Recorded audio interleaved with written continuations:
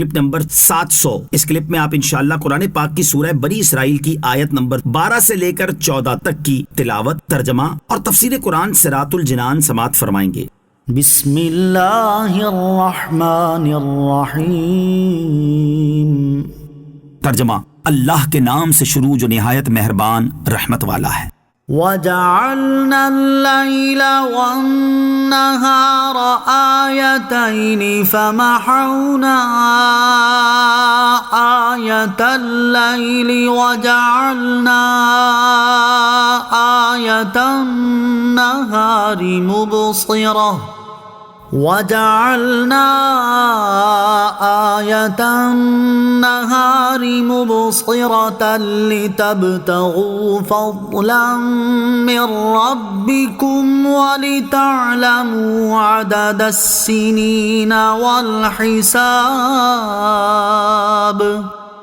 وَكُلَّ شَيْءٍ فَصَّلْنَاهُ تَفْصِيلًا۔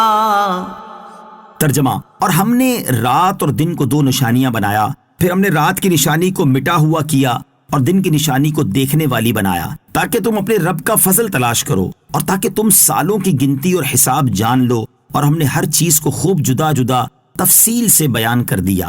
آیتین، 2 نشانیاں۔ اس آیت میں اللہ عز و جل نے اپنی قدرت کی 2 عظیم نشانیاں بیان فرمائیں، اور وہ 2 نشانیاں دن اور رات ہیں۔ چنانچہ فرمایا کہ ہم نے رات کی نشانی کو مٹا ہوا بنایا، یعنی رات کو تاریک بنایا کہ اس میں ہر چیز چھپ جاتی ہے، اور تاریک بنانے کا مقصد یہ ہے کہ اس میں آرام کیا جائے، جبکہ دن کو روشن بنایا تاکہ اس میں سب چیزیں نظر آئیں اور تم اللہ عز و جل کا فضل یعنی اپنی روزی آسانی سے کما سکو۔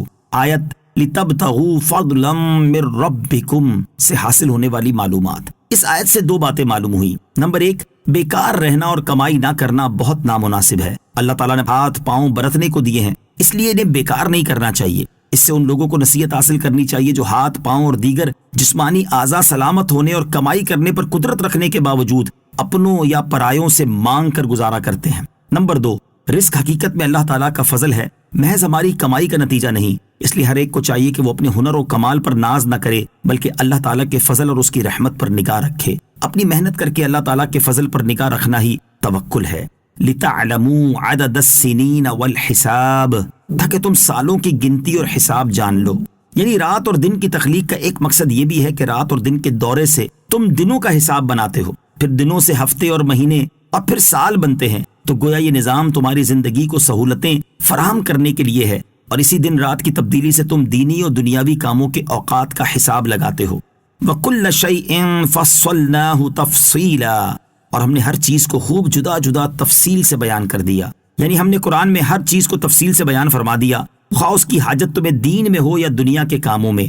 مقصد یہ ہے کہ ہر ایک چیز کی تفصیل بیان فرما دی، جیسا کہ دوسری آیت میں ارشاد فرمایا ما فرطنا فی الکتاب من شیء۔ ترجمہ: ہم نے اس کتاب میں کسی شے کی کوئی کمی نہیں چھوڑی۔ نیز ایک اور آیت میں ارشاد فرمایا وَنَزَّلْنَا عَلَيْكَ الْكِتَابَ تِبْيَانًا لِكُلِّ شَيْءٍ۔ ترجمہ: اور ہم نے تم پر یہ قرآن اتارا جو ہر چیز کا روشن بیان ہے۔ غرض ان آیات سے ثابت ہے کہ قرآن کریم میں جمیع اشیاء کا بیان ہے۔ سبحان اللہ عز و جل، کیا کتاب ہے اور کیسی اس کی جامعیت ہے۔ اس کی کچھ جھلک دیکھنی ہو تو اعلیٰ حضرت امام احمد رضا خان رحمۃ اللہ تعالی کی عظیم الشان کتاب انباء الحی ان کلامہ المسعون تبیان لکل شیء، قرآن ہر چیز کا بیان ہے، کا مطالعہ فرمائیں، جس میں آپ رحمۃ اللہ تعالی نے انتہائی شاندار انداز میں علوم قرآن کی وسعت کا بیان فرمایا ہے۔ وَكُلَّ إِنسَانٍ أَلْزَمْنَاهُ طَائِرَهُ فِي عُنُقِهِ وَنُخْرِجُ لَهُ يَوْمَ الْقِيَامَةِ كِتَابًا يَلْقَاهُ مَنشُورًا اقْرَأْ كِتَابَكَ کفا بنفسک اليوم علیک حسیبا۔ ترجمہ: اور ہر انسان کی قسمت ہم نے اس کے گلے میں لگا دی ہے، اور ہم اس کے لیے قیامت کے دن ایک نامہ اعمال نکالیں گے جسے وہ کھلا ہوا پائے گا۔ فرمایا جائے گا کہ اپنا نامہ اعمال پڑھ، آج اپنے متعلق حساب کرنے کے لیے تو خود ہی کافی ہے۔ فی عنقہ، اس کی گردن میں، یعنی جو کچھ کسی بھی آدمی کے لیے مقدر کیا گیا ہے، اچھا یا برا، نیک بختی یا بد بختی، وہ اس کو اس طرح لازم ہے اور ہر وقت اس طرح اس کے ساتھ رہے گی جیسے گلے کا ہار۔ کہ آدمی جہاں جاتا ہے وہ ساتھ رہتا ہے، کبھی جدا نہیں ہوتا۔ امام مجاہد رحمۃ اللہ تعالی علیہ نے کہا کہ ہر انسان کے گلے میں اس کی سعادت یا شقاوت کا نوشتہ ڈال دیا جاتا ہے، پھر جب قیامت کا دن آئے گا تو آدمی کا نامہ اعمال کھول کر اس کے سامنے رکھ دیا جائے گا، اور اس کے بعد کا مرحلہ اگلی آیت میں بیان فرمایا گیا ہے کہ اس سے فرمایا جائے گا اپنا نامہ اعمال پڑھ، آج اپنے متعلق حساب کرنے کے لیے تو خود ہی کافی ہے۔